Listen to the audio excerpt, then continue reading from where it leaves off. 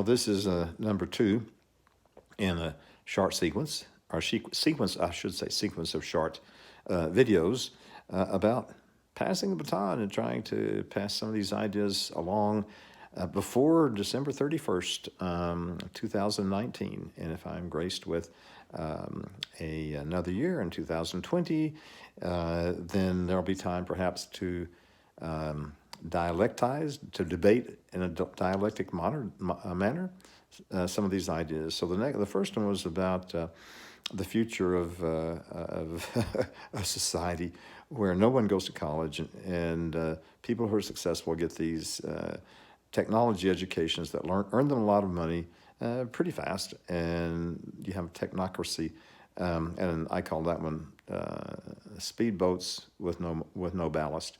And the next one that really concerns me is this thing about death and dying and life after death.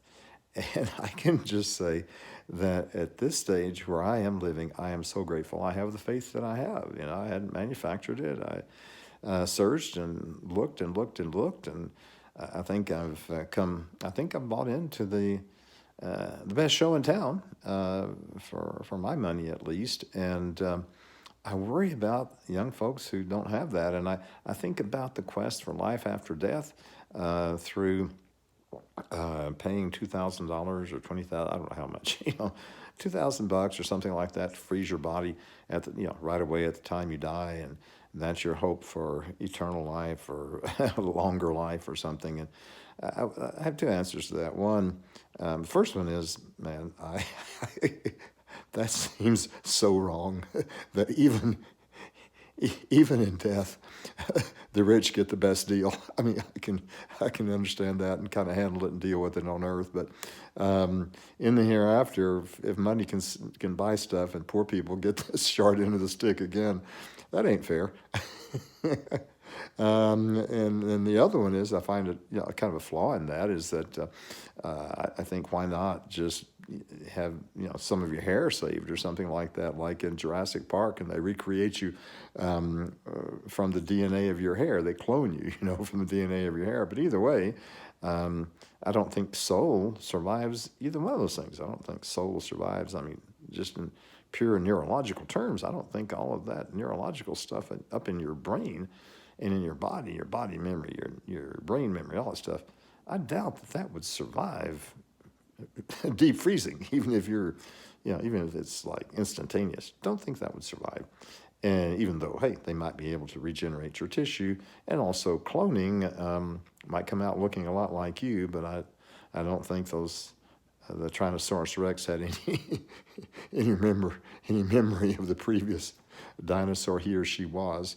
So that kind of bothers me about those two things, and that I think that one sure bet is just pass the baton. Pass the baton. That's on to people who will probably, or if you pass it to enough people, some of them will outlive you for sure. and in a way, I guess that's what I'm doing with my two little girls.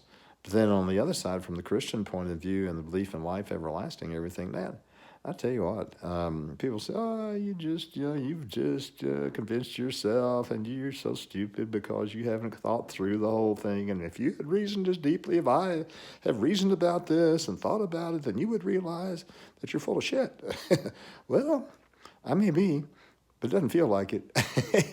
It sure feels happy from the day to day. And it seems to me that if something works, if it really works, makes me a better person, makes me a happier person, what's really wrong with that? I mean, you may be as smart as Sam Harris, have it all figured out, but hey, I wouldn't change with him, not for the world. So anyhow, that's my little riff on life after death. And I guess that's what I'll call this one.